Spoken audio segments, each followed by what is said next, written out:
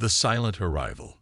The radio telescope array of the Arecibo Observatory picked up the signal at 3:47 a.m. on a Tuesday morning.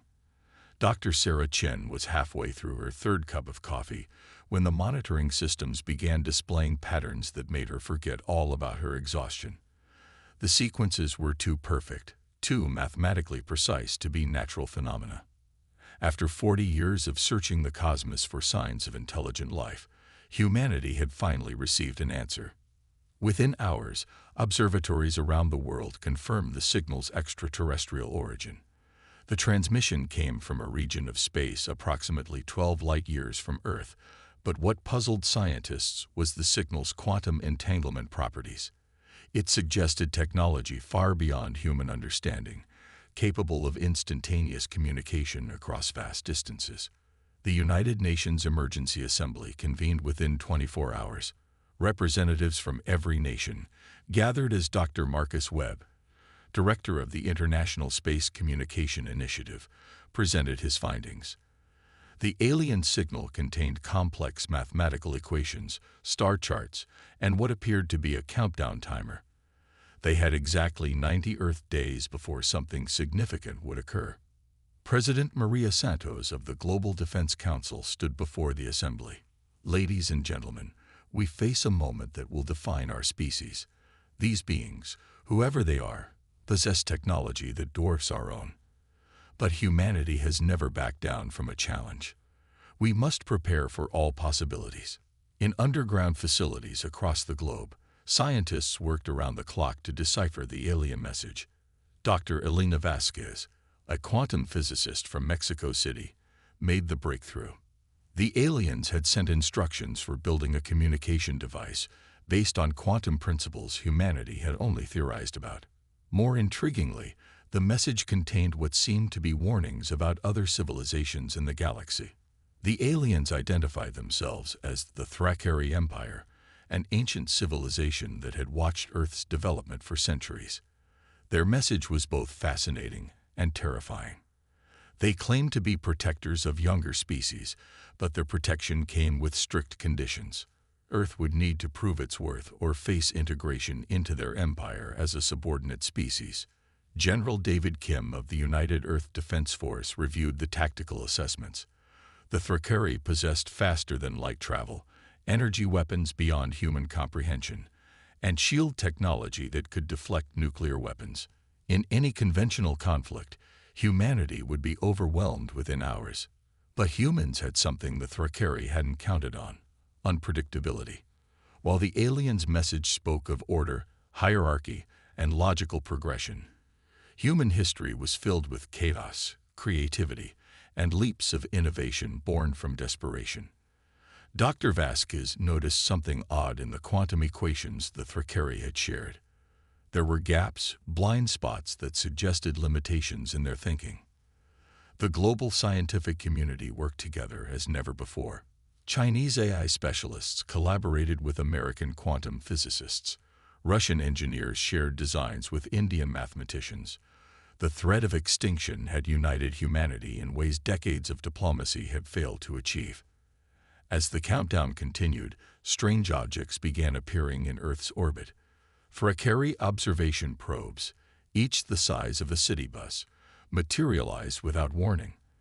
They scanned Earth's defenses, recorded human activities, and transmitted data back to their fleet. The probes were impervious to all human weapons, protected by shields that seemed to bend space itself. Dr. Chen made the next crucial discovery. By analyzing the probe's scanning patterns, she realized the Thrakari thought in strictly linear terms. Their technology was incredibly advanced, but followed predictable patterns. They couldn't comprehend chaos theory or the random fluctuations that humans called intuition. With 60 days remaining, humanity's top strategists developed an audacious plan. If they couldn't match the Thrakari's technology, they would exploit their psychological limitations. Colonel Lisa Martins proposed using Earth's natural electromagnetic storms to create interference patterns.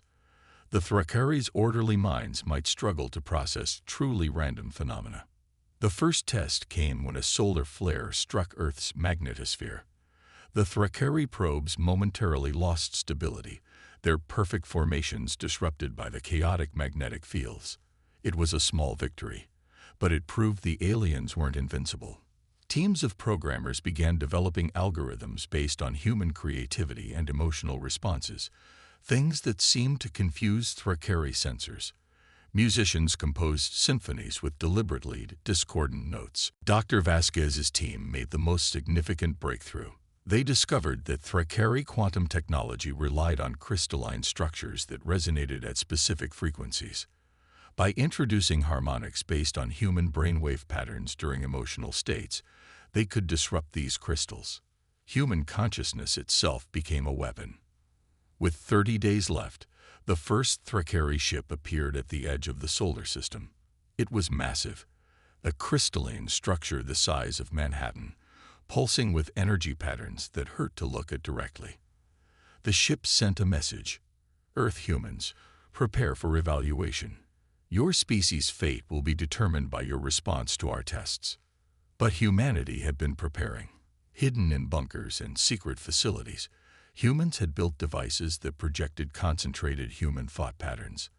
When activated simultaneously, they created a psychic static that interfered with Thrakeri technology. The first test was about to begin. The Thrakeri ship approached Earth, confident in their superiority. They had evaluated hundreds of species, and none had ever surprised them. Their instruments showed Earth's primitive technology, their limited space presence, their fragmented political systems. This would be another routine integration. Then Dr. Vasquez activated the Global Thought Projection Network. Suddenly, Thrakeri sensors filled with impossible data. Human emotions, dreams, nightmares, and hopes flooded their orderly systems. Their computers, designed to process logical information, struggled to interpret the chaos of human creativity.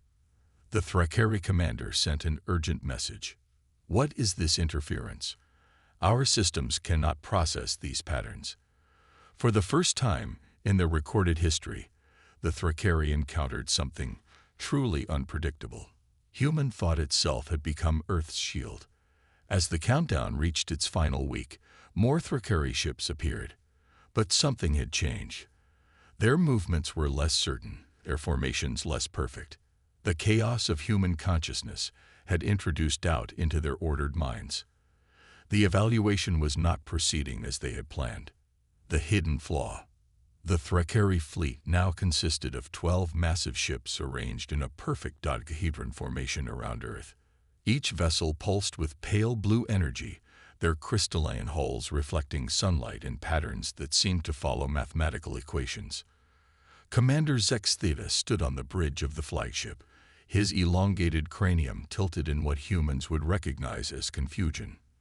These humans are anomalous. Zextheta communicated telepathically to his subordinates. Their thought patterns defy classification. They process information through emotional filters that corrupt logical analysis. On Earth, Dr. Elena Vasquez monitored the alien fleet from her underground laboratory. The thought projection network had exceeded all expectations. Humanity's greatest perceived weakness, their emotional, illogical nature, had become their primary defense. But Elena knew this was only the beginning. The Thrakeri initiated their standard evaluation protocol. Energy beams scanned Earth's cities, analyzing technology, infrastructure, and biological patterns. But each scan returned corrupted data. Where the Thrakeri expected to find ordered civilization, they discovered jazz music interrupting mathematical calculations, poetry embedded in scientific formulas, and art that served no logical purpose.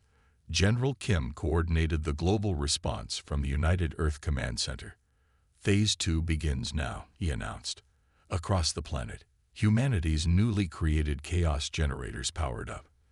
These devices broadcast human dreams, fears, and aspirations directly into the quantum field the Thrakeri used for communication. The effect was immediate. Thrakeri ships began drifting from their perfect formation. Their telepathic network, designed for sharing pure information, became contaminated with human emotions. For beings who had evolved beyond individual consciousness, the sudden influx of personal experiences was overwhelming. Sub-Commander Velnor reported to Zex Theta, "Commander, I am experiencing uncertainty. The humans' chaotic patterns are affecting our hive mind. Some crew members report individual thoughts separate from the collective." This was unprecedented. The Thrakeri had evolved as a telepathic species, sharing consciousness across their entire civilization. Individual thought was considered a primitive trait they had transcended millions of years ago, but human consciousness was proving to be contagious. Dr. Sarah Chen observed the aliens' confusion through quantum entanglement sensors. "They're experiencing individuality for the first time," she reported to the Global Council. "Their hive mind is fragmenting under exposure to human thought patterns." The Thrakeri attempted to adapt. They reinforced their telepathic shields and modified their scanning frequencies. But humans were already implementing the next phase of their plan. Artists, musicians, and writers around the world began creating works specifically designed to challenge logical thinking. These creations were broadcast directly at the Thrakeri fleet. The aliens' response was unexpected. Instead of attacking, they sent a request for dialogue. The message came not through their quantum communicators, but as a simple radio transmission. "Humans of Earth, we must understand. Your minds are different. We request communication." The United Nations selected a diverse team of negotiators. Dr. Vasquez for science, General Kim for military perspective, philosopher Dr. Amara Okafor for human nature, and surprisingly, Poet Laureate James Martinez for creative communication. They met the Thrakeri delegation in a neutral zone established in Earth's orbit. The first face-to-face meeting was surreal. The Thrakeri stood 9 feet tall, their crystalline skin shifting colors with their thoughts. Their large eyes showed no pupils, and their movements were perfectly synchronized until they spoke. Then something remarkable happened. They stuttered. The collective experiences difficulty." Zex Theta began, his voice modulating between harmony and discord. "Your species thinks in patterns we cannot. I cannot comprehend. This is disturbing, fascinating. We lack words for these experiences." Dr. Okafor stepped forward. "You're experiencing individual emotion, Commander. It's what makes us human. We've lived with this chaos our entire existence. It's not a weakness. It's our strength." The negotiations revealed the true nature of the Thrakeri Empire. They weren't conquerors in the traditional sense, but preservers of order. They integrated species into their collective to prevent chaos from spreading through the galaxy. But humanity had shown them that chaos could be creative, not destructive. James Martinez recited a poem about the beauty of imperfection. The Thrakeri listened, their crystalline forms resonating with the rhythm and metaphor. For beings who communicated through pure thought transfer, the ambiguity of poetry was a revelation. "Your words have multiple meanings," Velnor observed. "This is inefficient. No, that is wrong. It is beautiful. This concept is new to us." Over the following days, the Thrakeri experienced more human concepts: humor, sadness, hope, and love. Each emotion fractured their collective consciousness further, but instead of weakening them, it seemed to awaken something dormant in their species. Dr. Vasquez proposed an unprecedented experiment. "What if we combine our technologies? Your quantum mastery with our creative chaos. It could create something neither species could achieve alone." The fusion of technologies produced unexpected results. Thrakeri crystals powered by human imagination created devices that defied both species' understanding. Energy shields that adapted based on intuition. Computers that could process both logic and dreams. Weapons that projected understanding instead of destruction. But the most significant change was in the Thrakeri themselves. Exposure to human thought had awakened their individuality. Crew members began showing personal preferences, expressing opinions different from the collective, even disagreeing with each other. For the first time in eons, the Thrakeri were becoming individuals. Sex Theta addressed the Earth Council with words that would reshape galactic history. Humans of Earth, you have infected us with your chaos. We came to evaluate you for integration, but instead, you have transformed us. The Thrakeri collective is evolving, becoming something new. We no longer seek to absorb your species. We seek to learn from you. The alliance that formed between Earth and the Thrakeri Empire was unlike anything in galactic history. Humans brought creativity, emotional intelligence, and adaptability. The Thrakeri contributed advanced technology, cosmic knowledge, and organizational expertise. Together, they began exploring solutions to problems neither species could solve alone.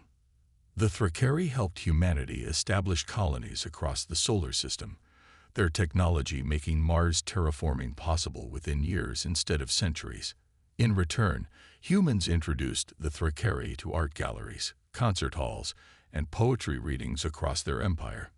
Billions of Thrakeri experienced individual creativity for the first time.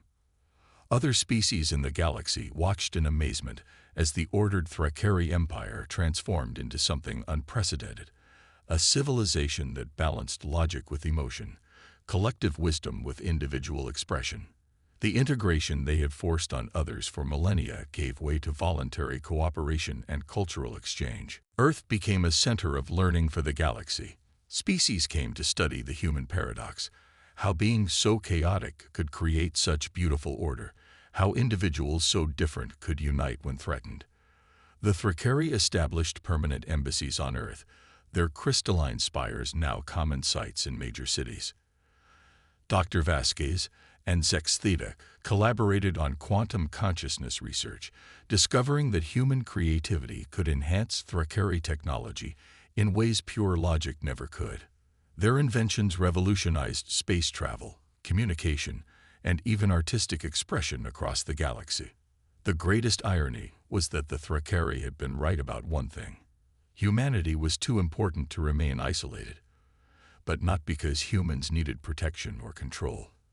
The galaxy needed humanity's chaos to evolve, to break free from the rigid patterns that had confined civilizations for eons.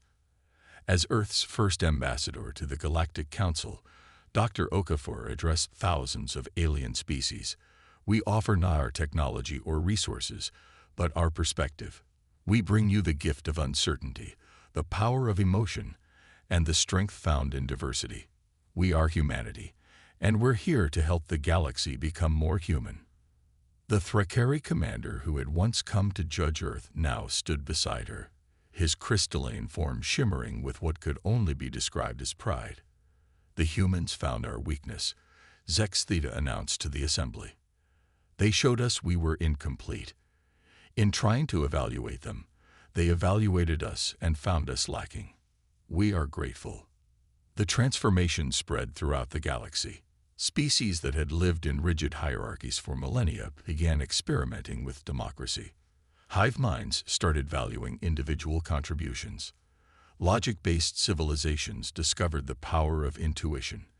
The chaos of human thought had become the catalyst for galactic evolution. In the end, the Thrakeri were right. Humanity couldn't remain as it was, but neither could the galaxy. The meeting of order and chaos, logic and emotion, collective and individual, created something greater than either alone. Earth had not just defended itself. It had transformed its would-be conquerors into allies and sparked a revolution of consciousness across the stars. The weakness the Thrakeri had perceived in humanity, their emotional, chaotic nature, had indeed been the key to everything. But it wasn't humanity's weakness at all. It was the strength the galaxy had been missing all along.